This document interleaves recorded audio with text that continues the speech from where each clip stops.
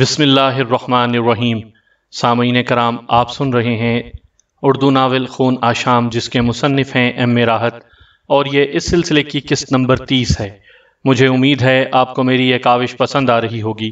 آپ نے اگر ابھی تک میرا چینل کہانی گھر سبسکرائب نہیں کیا تو ابھی میرے چینل کو سبسکرائب کر کے بیل نوٹیفیکیشن آن کر لیجئے تاکہ آنے والی ہر نئی کہانی کی اطلاع بر وقت آپ تک پہنچ سکے۔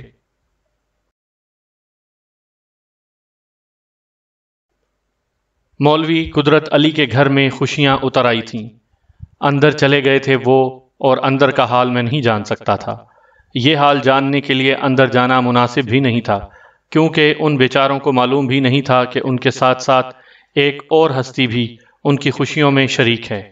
بہرحال میرا کام پورا ہو گیا تھا۔ میرے لیے اس سے زیادہ خوشی کی بات اور کوئی نہیں ہو سکتی تھی۔ اس طویل ترین زندگی کو گزارنے کے لیے کچھ تو چاہیے تھا، اور چندر بھان جیسے شیطان سے جو کچھ حاصل ہوا تھا اسے اس کے دشمنوں کے خلاف استعمال کرنے کے بجائے اگر ایسے لوگوں کے لیے کچھ کیا جائے تو زندگی کا اس سے بہترین مصرف اور کیا ہو سکتا ہے۔ یہ بات دل میں ٹھان لی، اور اس سے دل کو جو سکون ملا وہ ناقابل بیان تھا۔ اصولی طور پر تو اب مجھے یہاں سے نکل جانا چاہیے تھا، لیکن انسانی خوشیوں سے بہت دور نہیں ہوا تھا۔ اس گھر کی خوشیاں دیکھنا چاہتا تھا، پھر میری وجہ سے ان کو تکلیف بھی نہیں تھی، اس لیے کچھ وقت یہاں گزارنے کا فیصلہ کر لیا۔ بڑے اچھے مناظر دیکھنے کو مل رہے تھے۔ قدرت علی نے بچوں کے لیے خریداری کی تھی۔ بچے اچھے اچھے کپڑے پہننے لگے تھے۔ اچھا کھانا پکتا تھا۔ لوگ اب بھی مولوی صاحب سے جھاڑ پھونک کرانے آتے تھے۔ ایک دن ایسے ہی کچھ لوگ آئے تو مولوی صاحب نے کہا، دیکھو بھائیو، مجھے گناہ گار مت کرو، نہ میں پیر ہوں، نہ فقیر، نہ درویش، مجھے کچھ نہیں آتا جاتا، بس تم لوگ آتے ہو تو اللہ کا نام پڑھ کر پھونک دیتا ہوں اور اس سے دعا کرتا ہوں کہ معبود کریم بیمار کو شفا دے۔ تمہاری دعا ہی میں تو اثر ہے قدرت علی۔ ارے نہیں شفقت حسین بھائی، اللہ سب کی دعائیں سنتا ہے، میں تو بس یہ کہنا چاہتا ہوں کہ مجھے بھی انسان ہی رہنے دو۔ جس طرح تم لوگ مجھے پیر، درویش اور فقیر بنائے دے رہے ہو، اس سے میرے ہی گناہوں میں اضافہ ہوگا۔ جو کچھ میں نہیں ہوں اگر وہ ظاہر کرنے کی کوشش کروں تو اس سے اللہ بھی ناراض ہوگا۔ بلا وجہ میرے گناہوں میں اضافہ نہ کرو، تمہاری مہربانی ہوگی۔ مولوی صاحب نے باہر طور ان لوگوں کی خواہش پوری کر دی تھی۔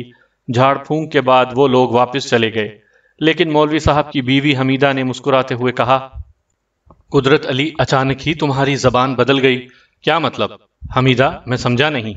اس سے پہلے تو تم بڑے الٹے سیدھے چکر چلاتے تھے، اپنے آپ کو فقیر اور درویش ظاہر کرنے کی کوشش کرتے تھے، اب اچانک ہی تم نے لوگوں سے کہنا شروع کر دیا کہ تم پیر فقیر نہیں ہو۔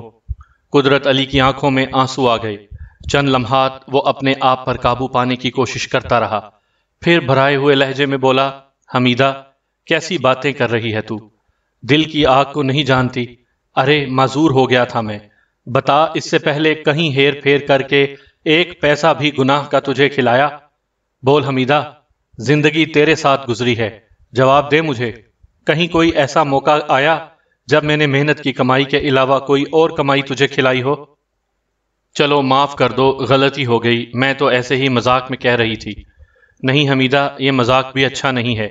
مجھے کیا خود احساس نہیں تھا؟ میں تو ہمیشہ اپنے گناہوں کی معافی مانگتا رہتا تھا اپنے مولا کریم سے۔ بہرحال اچھا آدمی تھا، اور مجھے بڑی مسرت تھی کہ میں اس عالم میں بھی اس کے کسی کام آ سکا، اور میری وجہ سے اسے یہ سب کچھ حاصل ہو گیا۔ بہرحال اب اس کے بعد یہاں رکنا مناسب نہیں تھا۔ میں نے فیصلہ کر لیا تھا کہ آج رات یہاں سے نکل جاؤں گا۔ دنیا بہت وسیع ہے، دیکھوں گا کہ میری دوسری منزل کون سی ہوتی ہے۔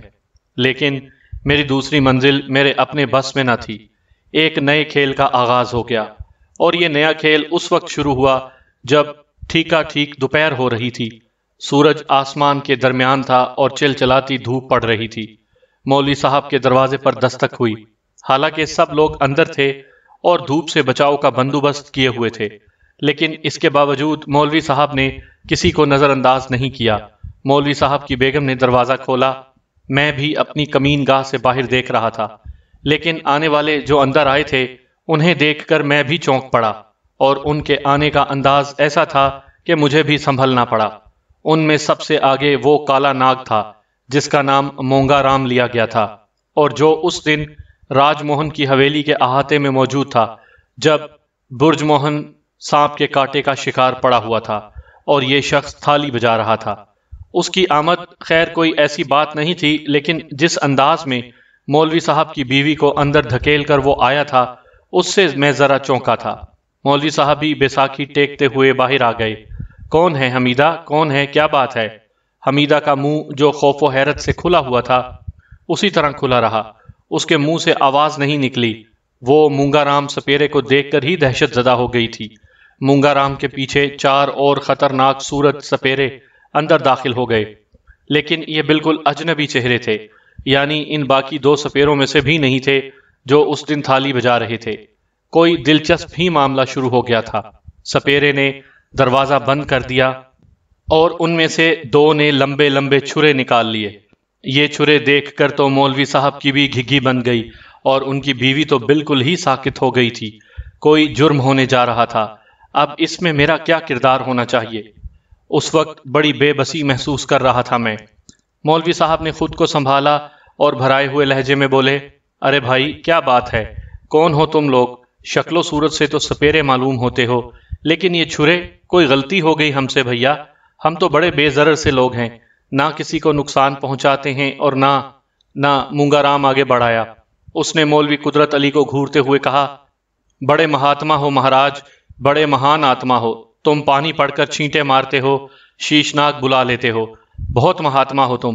چلو ہم نے بھی تمہیں مہاتما مان لیا، مگر مہاتما جی ہمارا بھی ایک کام کر دو، اور اگر یہ کام کر دو گے تو اسی میں تمہارا جیون ہے، ورنہ تمہیں مرنا پڑے گا اپنی تمام آرزوؤں کے ساتھ جو تمہارے من میں چھپی ہوئی ہیں۔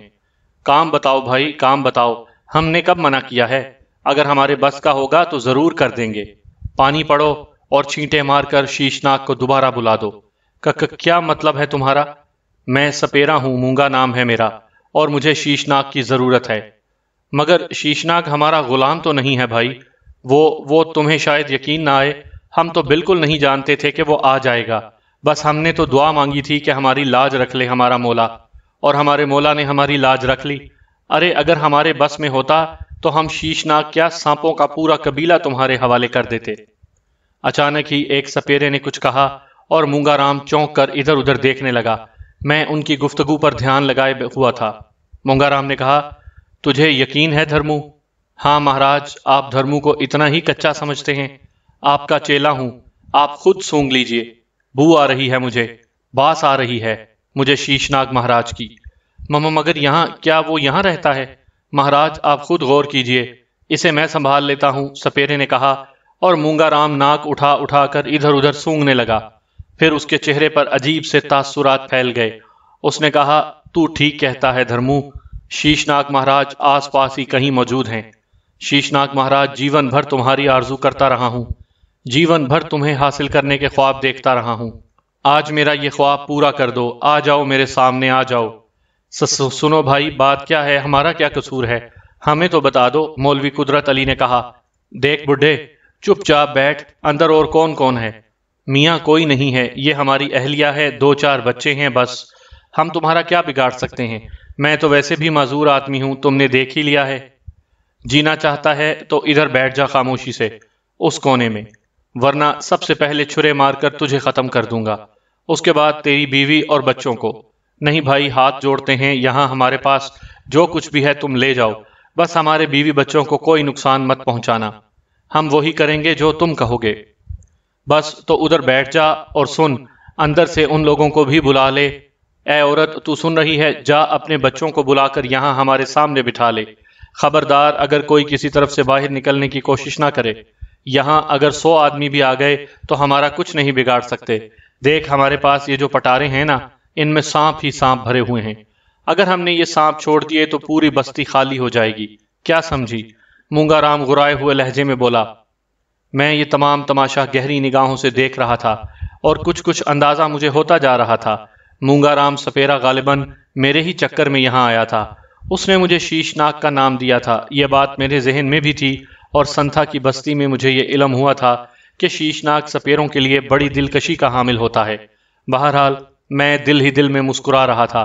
خیر بیچارے مولوی صاحب کو جو تکلیف ہو رہی تھی وہ اپنی جگہ تھی، لیکن مونگا رام اپنی شامت خود بلا رہا تھا۔ اس کے ساتھ آئے ہوئے سپیرے ادھر ادھر پھیل گئے۔ وہ دروازے پر کھڑے ہو گئے تاکہ جب باہر سے کوئی آئے تو اسے بھگایا جا سکے۔ مونگا رام نے ادھر ادھر دیکھا اور اس کے بعد اپنے کندھوں سے وہ جھولیاں اتار کر نیچے رکھ دیں جن میں نہ جانے کیا کیا الا بلا بھری ہوئی تھی، اور اس کے بعد اس نے ایک بین نکالی اور بین بجانے لگا۔ اس کے ساتھ باقی 3 سپیروں نے بھی بین نکال کر بجانا شروع کر دی اور بین کی مدھر آواز فضا میں گونجنے لگی۔ مونگا رام شاید بہت اچھی بین بجاتا تھا۔ میری سمجھ میں نہیں آیا تھا کہ بین بجانے سے وہ کیا حاصل کرنا چاہتا ہے، لیکن اچانک ہی جب میرے ذہن پر کچھ عجیب سا دباؤ پڑنے لگا تو میں چونک گیا۔ میں نے حیرت سے سوچا کہ یہ بین مجھ پر اثر انداز ہو رہی ہے۔ ہاں، ایسا ہی لگ رہا تھا، لیکن یہ تو نہیں ہونا چاہیے۔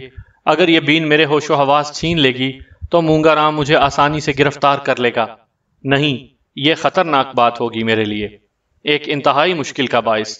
میں بھلا کر سکوں گا اس سلسلے میں، لیکن بین کی آواز میرے حواس چھینے لے رہی تھی۔ بین مدھر انداز میں بج رہی تھی اور تمام سپیرے جھوم جھوم کر بین بجا رہے تھے۔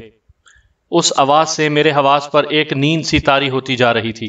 میں نے سوچا کہ فطری طور پر باہر طور میں سانپ جیسی سرشت ہی رکھتا ہوں اور بین کی آواز میرے حواس کو متاثر کر رہی ہے۔ میرا دل چاہا کہ میں یہاں سے نکل کر بھاگ جاؤں۔ ہاں، ایسا ہی ہونا چاہیے۔ اس وقت مجھے خطرہ پیش آ گیا تھا۔ مونگا رام میری تلاش میں آیا تھا اور یقینی طور پر وہ سانپ کی حیثیت سے مجھے گرفتار کرے گا۔ میں نے جلدی سے اپنی جگہ چھوڑی اور درخت کے اس تنے سے اوپر نکل آیا۔ میں آہستہ آہستہ درخت کی ان شاخوں تک پہنچنا چاہتا تھا جہاں سے دوسری شاخوں تک پہنچا جا سکے، اور اس کے بعد یہاں سے فرار کی کوشش میرے لیے مشکل نہیں ہوگی۔ لیکن بین کی آواز جیسے میرے حواس پر مسلط ہوتی جا رہی تھی۔ میں آہستہ آہستہ اس کے سحر میں گرفتار ہوتا جا رہا تھا، اور اس کے بعد میرے ہوش و حواس بالکل ہی معطل ہونے لگے۔ میں درخت کی شاخوں میں دوسری جانب جانے کے بجائے آہستہ آہستہ درخت کے تنے سے نیچے اتر آیا اور اس کے بعد مونگا رام کے سامنے جا کھڑا ہوا۔ میرے انگ انگ میں نشہ دوڑ رہا تھا۔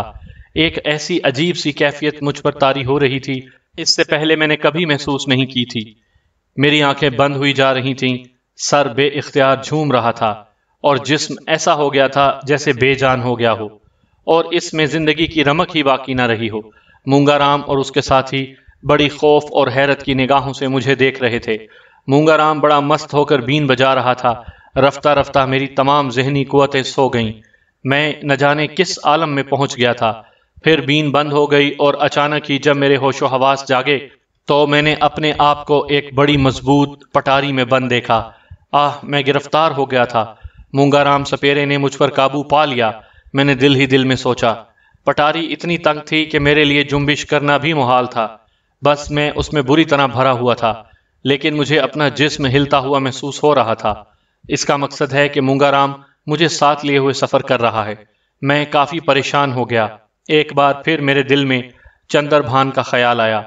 میں ان لوگوں کو نیست و نابود کر کے پھینک دیتا، لیکن چندر بھان نے میری تمام قوتیں سلب کر لی تھیں اور میں اس تباہ حالی میں تھا۔ اس کی تمام تر ذمہ داری چندر بھان پر ہی عائد ہوتی تھی۔ کیا کروں اب، کیا کروں؟ لیکن کچھ نہیں کر سکتا تھا سوائے وقت کا انتظار کرنے کے۔ چنانچہ بحالت مجبوری مونگا رام کے شانوں پر سفر کرتا رہا۔ نہ جانے کم وقت مجھے کہاں لے کر جا رہا ہے۔ پھر شاید ان لوگوں نے کہیں قیام کیا۔ بہت سے قدموں کی آوازیں سن رہا تھا۔ یہ ایک دلچسپ بات تھی کہ میری سماعت حد سے زیادہ تیز تھی۔ حالانکہ سانپ کے بارے میں روایت ہے کہ اس کے کان نہیں ہوتے، لیکن میں سانپ تھا کب؟ میں تو انسان تھا، اور انسان بھی وہ جسے عجیب و غریب قوتیں حاصل تھیں۔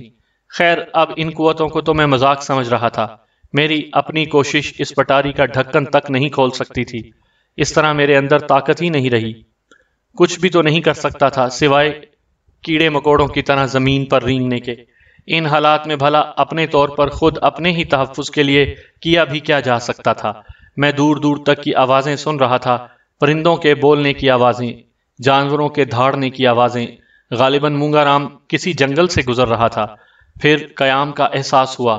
یہ احساس صرف اس طرح ہوا تھا کہ مجھے نیچے رکھ دیا گیا اور میرا جسم ساکت ہو گیا، یعنی وہ جنبش جو ہلنے جلنے سے ہو رہی تھی بند ہو گئی۔ میں خاموشی سے دم سادھے پڑا رہا۔ کسی کی آواز سنائی دی، مہاراج مونگا رام کی جے، اب ہمارے مونگا رام مہاراج قبیلے کے سردار ہوں گے۔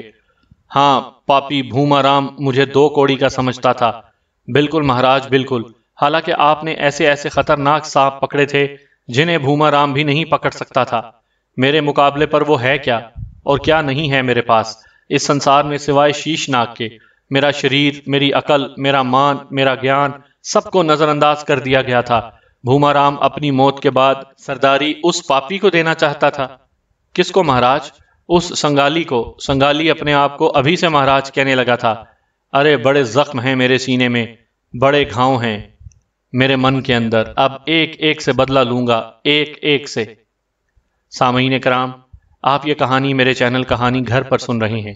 آپ نے اگر ابھی تک میرا چینل کہانی گھر سبسکرائب نہیں کیا تو ابھی میرے چینل کو سبسکرائب کر کے بیل نوٹیفیکیشن آن کر دیجئے تاکہ آنے والی ہر نئی کہانی کی اطلاع بر وقت آپ تک پہنچ سکے۔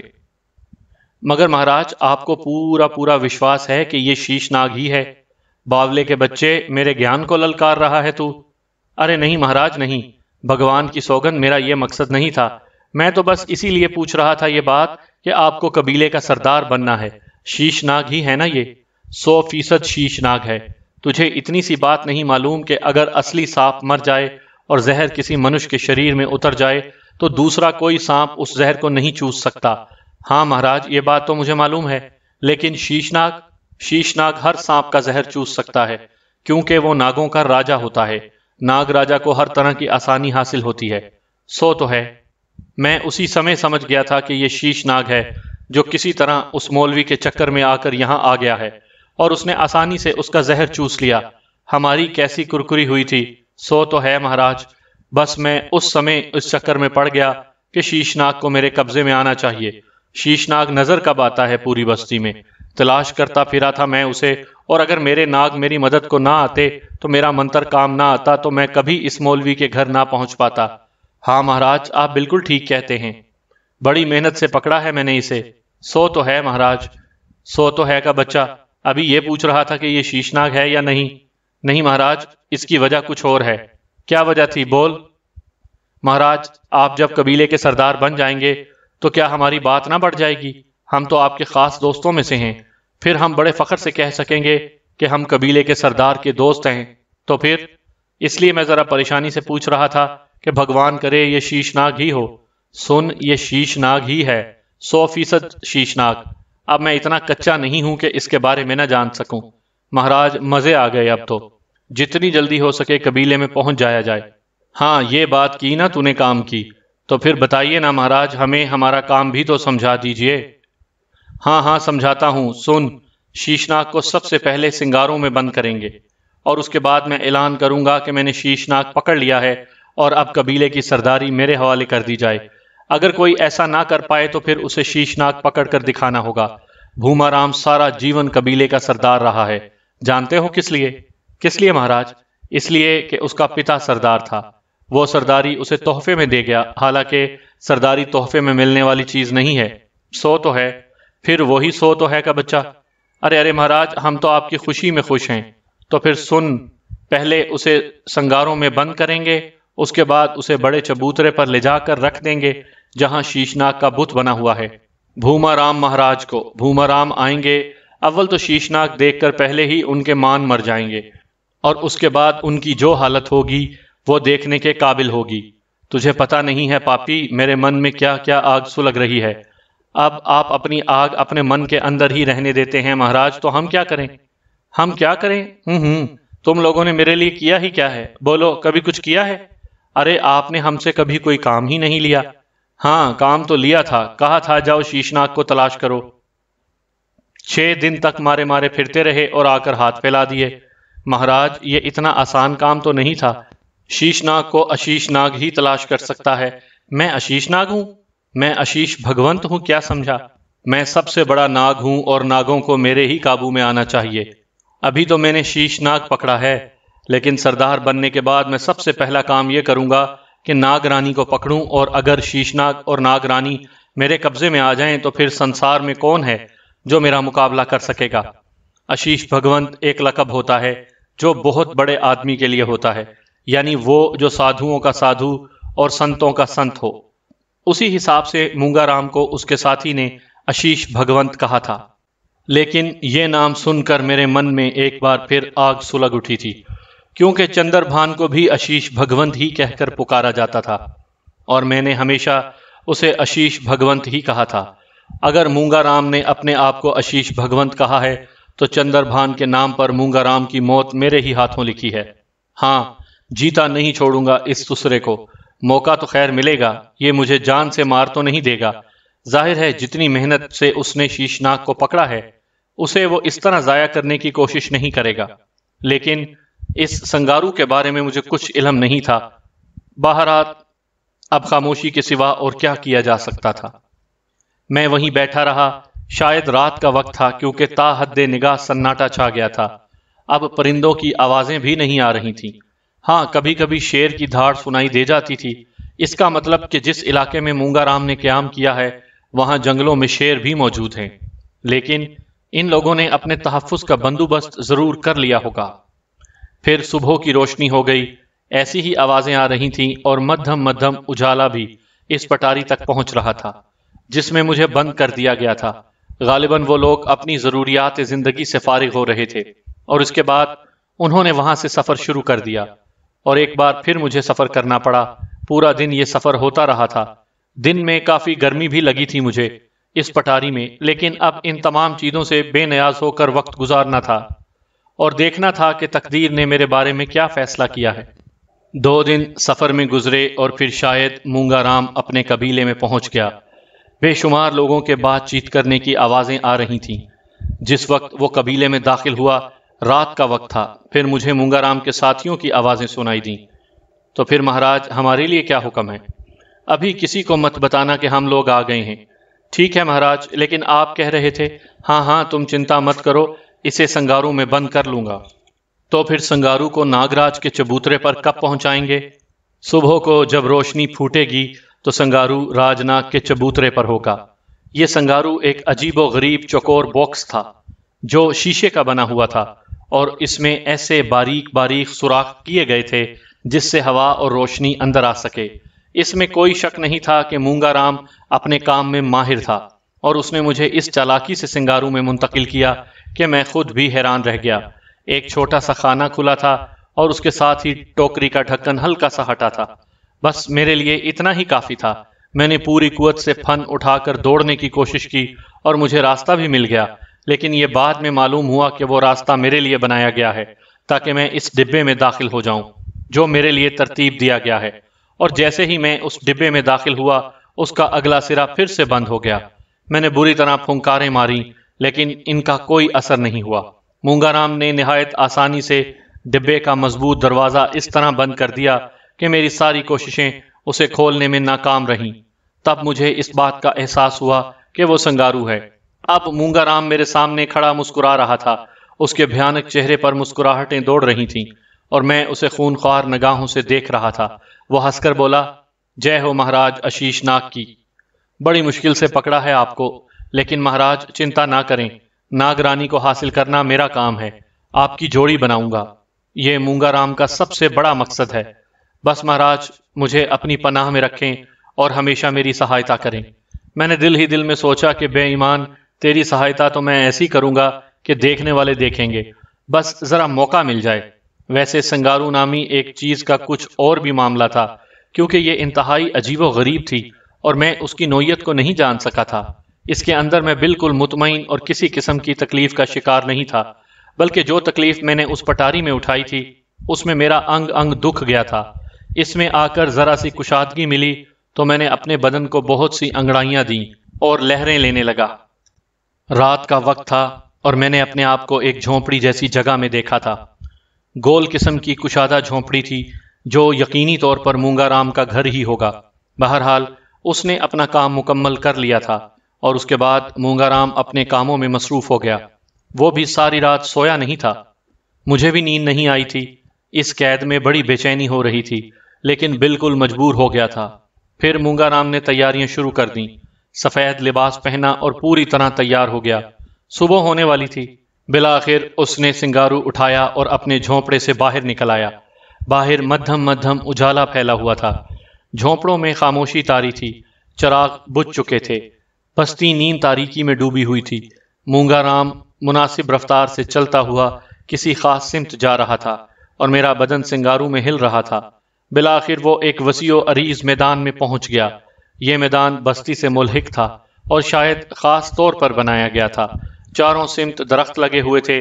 درختوں کے درمیان میں یہ سپاٹ اور صاف ستھرا میدان تھا، جس کو آدھا عبور کرنے کے بعد ایک عظیم الشان سنگی چبوترا نظر آ رہا تھا۔ اس چبوترے پر اوپر تک جانے کے لیے تقریباً 24 سیڑھیاں تھیں۔ سیڑھیوں کے شروع ہوتے ہی دونوں سمت اونچے اونچے ستون استادہ تھے، جو پتھر کی چٹانوں ہی سے تراشے گئے تھے۔ سیڑھیوں کی تراش بھی اس بات کا اظہار کرتی تھی کہ پہلے یہاں کوئی عظیم الشان پہاڑی سلسلہ ہوگا، اور اس میں یہ سیڑھیاں تراش دی گئی ہیں۔ اس کے بعد وسیع چبوترے کا آغاز ہوتا تھا، اور اس چبوترے کا اختتام ایک بہت بڑے چٹانی سلسلے پر جا کر ہوتا تھا۔ سیاہ رنگ کے اس چٹانی سلسلے کے عین سامنے سانپ کا ایک بہت بڑا مجسمہ تراشا گیا تھا، جو بے پناہ بلند و بالا تھا۔ سانپ کا چوڑا پھن ایک چٹان کی شکل میں سائبان کی طرح پھیلا ہوا تھا، اور اس کا سڈول جسم نیچے آ کر کنڈلی کی شکل اختیار کر گیا تھا۔ اس کنڈلی کا دائرہ بھی بے حد وسیع تھا۔ چبوترے کے اس حصے پر جہاں سانپ موجود تھا، 6 آدمی گھٹنوں کے بل بیٹھے ہوئے اونگ رہے تھے، غالباً بیٹھے بیٹھے نیند میں ڈوب گئے تھے۔ مونگا رام کے قدموں کی چاپ پر بھی انہوں نے گردنیں نہیں اٹھائی تھیں۔ مونگا رام آہستہ آہستہ چلتا ہوا سانپ کے مجسمے کے قریب پہنچا، سنگارو کو اس کنڈلی کے درمیان رکھا اور گھٹنوں کے بل بیٹھ کر دونوں ہاتھ جوڑ کر گردن جھکا دی۔ چند لمحات وہ اسی طرح بیٹھا رہا اور اس کے بعد رخ بدل کر کھڑا ہو گیا۔ اس نے اپنا ہاتھ سنگارو پر رکھا ہوا تھا۔ وہ کسی پتھر کے بت کی مانند ہی ساکت ہو گیا تھا اور اجالا تیزی سے پھیل رہا تھا۔ تب وہ 6 افراد جاگ گئے۔ انہوں نے انگڑائیاں لیں، چہروں پر ہاتھ پھیرے۔ ابھی تک ان کی نگاہیں مونگا رام کی جانب نہیں اٹھی تھیں۔ وہ آہستہ آہستہ چلتے ہوئے ستونوں کے عقب میں غائب ہو گئے، پھر کچھ دیر کے بعد دوبارہ نمودار ہوئے، اور اب انہوں نے مونگا رام کی صورت دیکھی تھی۔ سارے کے سارے اچھل پڑے اور تیزی سے چلتے ہوئے مونگا رام کے پاس آ گئے۔ ارے مونگا رام مہاراج، آپ واپس آ گئے، اور یہ کیا ہے؟ سپیروں کی اولاد ہو، آنکھیں نہیں ہیں تمہاری؟ دیکھ نہیں سکتے کہ یہ کیا ہے؟ کیا ہے مہاراج؟ انہوں نے جھک کر سنگارو میں جھانکا، اور دوسرے لمحے وہ کئی قدم پیچھے ہٹ گئے۔ ان کے منہ سے حیرت ناک آوازیں نکلی تھیں۔ شیشناگ، یہ شیشناگ ہے، ناگ دیوتا کی سوگند، یہ شیشناگ ہی ہے۔ وہ سب جھک جھک کر مجھے دیکھنے لگے، اور پھر گھٹنوں کے بل بیٹھ کر انہوں نے بھی اسی طرح ہاتھ جوڑ دیے جس طرح مونگا رام نے پتھر کے مجسمے کے سامنے ہاتھ جوڑے تھے۔ پھر وہ سب کھڑے ہو گئے۔ انہوں نے مونگا رام کو دیکھا۔ اس سے پہلے کہ وہ کچھ کہتے، بستی کی طرف سے بے شمار افراد آتے ہوئے نظر آ رہے تھے۔ ان کا رخ اسی چبوترے کی جانب تھا۔ سارے کے سارے انہی مخصوص لباسوں میں تھے۔ ان میں عورتیں، بچے، بوڑھے سبھی تھے۔ وہ بڑی عقیدت اور احترام کے ساتھ سنگی چبوترے پر پہنچ گئے، اور وہ 6 آدمی جو در حقیقت ناگ دیوتا کے پجاری تھے، ان کے سامنے قطار باندھ کر آ کھڑے ہوئے۔ انہوں نے چند لمحات کی خاموشی اختیار کی تھی، اور پھر ان کے منہ سے آوازیں نکلنے لگیں۔ وہ دونوں ہاتھ آسمان کی طرف بلند کر کے کوئی بھجن گا رہے تھے، اور ان کے ساتھ آنے والے بے شمار افراد بھی اس بھجن کی گائکی میں شریک ہو گئے۔ غالباً وہ عبادت کر رہے تھے، لیکن مونگا رام ان کے درمیان نہیں پہنچا تھا۔ وہ بدستور سنگارو کے پاس کھڑا ہوا تھا۔ کافی مغرور آدمی معلوم ہوتا تھا وہ، اور اس عبادت میں اس نے حصہ نہیں لیا تھا۔ پھر یہ بھجن ختم ہو گیا، اور اس کے بعد پجاریوں نے جو اب تک اپنے آپ کو مشکل تمام روکے ہوئے تھے، بیک وقت کہا، مونگا رام مہاراج آ گئے ہیں، اور شیشناگ ان کے ساتھ ہے۔ مہاراج مونگا رام، ہمارے مونگا رام مہاراج آ گئے ہیں۔ تب ایک شخص جو خاصا عمر رسیدہ تھا آگے بڑھا، اور اس نے آنکھیں پھاڑ پھاڑ کر ادھر ادھر دیکھا، پھر تیزی سے دوڑتا ہوا سنگارو کے قریب آیا۔ پھٹی پھٹی آنکھوں سے شیشناگ یعنی مجھے دیکھتا رہا، اور اس کے بعد اس کے چہرے پر ایک عجیب سی مسکراہٹ پھیل گئی۔ وہ بھی اسی طرح گھٹنوں کے بل جھکا، اور اس نے دونوں ہاتھ جوڑ دیے۔ جے اشیش بھگونت، جے شیشناگ مہاراج۔ اس کی نگاہیں کافی دیر تک میرا جائزہ لیتی رہیں، پھر وہ اٹھ کھڑا ہوا، اور اس نے مونگا رام کو دیکھا۔ وہ بدستور مسکرا رہا تھا، جبکہ مونگا رام کے چہرے پر عجیب سے آثار نظر آئے تھے۔ وہ مونگا رام سے بولا، ہاں مونگا رام، یہ شیشناگ ہی ہے۔ بالآخر تیری تپسیا سفل ہوئی، تو نے شیشناگ حاصل کر ہی لیا۔ اور جو شخص شیشناگ حاصل کرتا ہے، بھوما رام جانتے ہو وہ کون ہوتا ہے؟ قبیلے کا سردار۔ مگر باولے ایسے کیوں کہہ رہا ہے؟ ارے یہ تو ہم سب کی خوش قسمتی ہے کہ شیشناگ بھگونت ہمارے درمیان ہے۔ اب بھلا ہمیں کون نیچا دکھا سکتا ہے؟ تو انہیں لے کر آیا ہے؟ مونگا رام، سرداری تیرا حق ہے۔ کس نے کہا ہے کہ میں تیرا حق مارنا چاہتا ہوں؟ مگر میں نے جو کچھ تجھ سے کہا تھا وہ بھی تو سچ ہی تھا۔ سرداری صرف اسے ملتی ہے جو شیش ناگ حاصل کر لے۔ ارے باولے، میرا تو کوئی بیٹا بھی نہیں تھا جس کے لیے میں یہ سوچتا کہ قبیلے کا سردار اسے بناؤں گا۔ چند افراد آگے آ گئے اور اس کے بعد انہوں نے مجھے دیکھا۔ یہ سب کے سب بوڑھے تھے۔ ہاں مہاراج، شیش ناگ ہمارے بیچ آ گئے ہیں۔ یہ تو جشن منانے والی بات ہے۔ یہ تو… سامعین کرام، آپ سن رہے تھے اردو ناول خون آشام، جس کے مصنف ہیں ایم اے راحت، اور یہ اس سلسلے کی قسط نمبر 30 تھی۔ مجھے امید ہے آپ کو میری یہ کاوش پسند آئی ہوگی۔ آپ نے اگر ابھی تک میرا چینل کہانی گھر سبسکرائب نہیں کیا تو ابھی میرے چینل کو سبسکرائب کر کے بیل نوٹیفیکیشن آن کر دیجئے تاکہ آنے والی ہر نئی کہانی کی اطلاع بر وقت آپ تک پہنچ سکے۔